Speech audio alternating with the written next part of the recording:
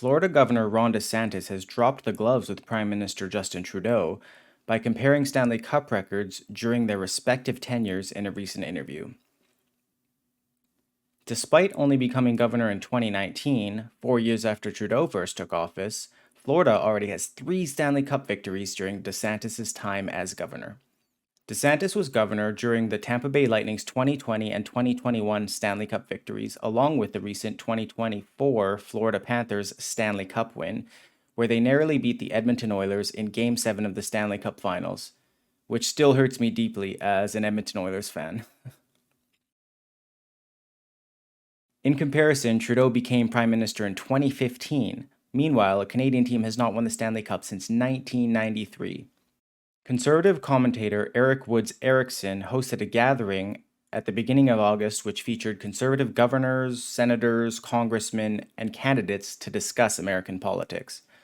However, someone from Canada sent an email asking their favorite American governor to comment on their least favorite Canadian, Prime Minister Justin Trudeau.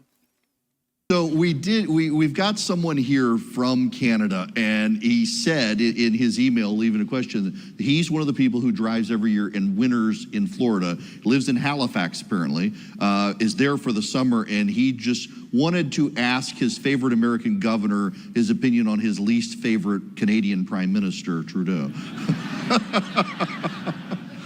So all I can say is this, Justin Trudeau, since he has been Prime Minister of Canada, number of Stanley Cups for Canada, 0.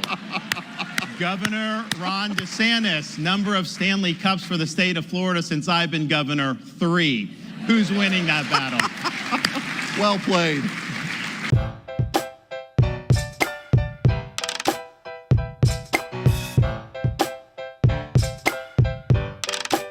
As of January 2024, DeSantis' approval rating sat around 40% nationwide, with his favorability among Republicans eclipsing 60% and even 70% based on the type of poll, according to 538.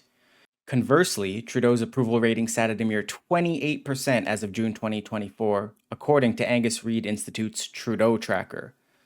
One of the only politicians in Canada with a lower approval rating was Calgary Mayor Jyoti Gondek as of June 2024, following Calgary's water crisis and numerous other scandals. This isn't the first time that DeSantis has shown his willingness to compete with Canadian political figures. During the Stanley Cup Finals, he made a bet with Alberta Premier Danielle Smith on the outcome of the games. Smith told DeSantis that if the Oilers won, he'd have to send her some of Florida's finest rum. If the Oilers lost, which they did, she'd send Alberta-made whiskey to Florida. With this Stanley Cup, I just want to let everybody know, I actually have a bet with the Premier of Alberta, Danielle Smith. So if the Oilers win, then I've got to send Florida rum up to Alberta. But if the Panthers win, then she's got to send some nice Canadian whiskey down to Florida. So we're going to do that. And I also said, you know what? I feel good about how the cup is going to proceed. So if somehow the Oilers win, not only send the rum, I'll also throw in a key lime pie to boot. So that's what we'll do.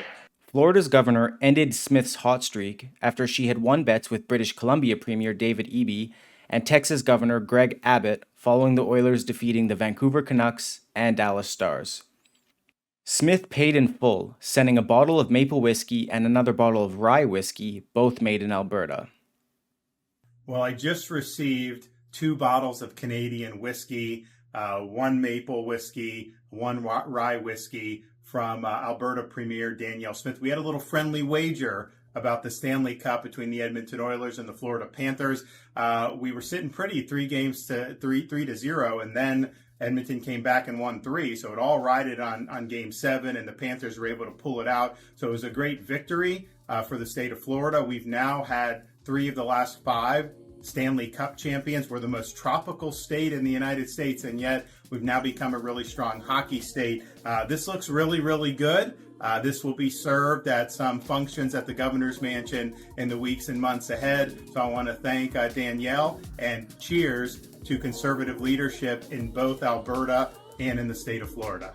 Just a reminder that I'm a journalist for True North, and while articles from the publication were used in this video, this is an independent production and the views shared are in no way a reflection of the publication.